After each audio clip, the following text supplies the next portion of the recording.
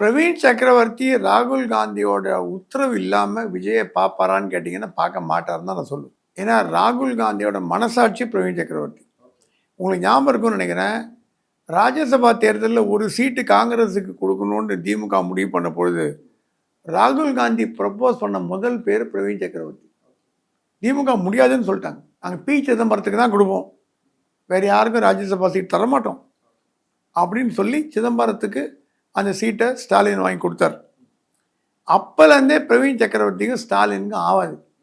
நம்ம எம்பியை விடாமல் தடுத்தார் ஸ்டாலின் அப்படின்னு ஸ்டாலின் மேலேயும் திமுக மேலேயும் காண்டு பிரவீன் சக்கரவர்த்தி. சமீபத்தில் நடந்த பாராளுமன்ற தேர்தல் அப்போ கூட மயிலாடுதுறை சீட்டை வந்து பிரவீன் சக்கரவர்த்தி அவர்கள் கேட்டதாகவும், ஆமாம், அதை வந்து திமுக தலைமை தான் மறுத்துருச்சு அப்படிங்கிற மாதிரியான விஷயங்கள். பிரவீன் சக்கரவர்த்திக்கு திமுக தலைமைக்கு என்னைக்குமே ஆகாது.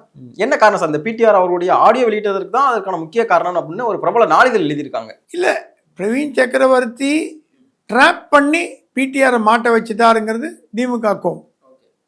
அது வாஸ்தவம், அந்த கோவம் இருக்குது.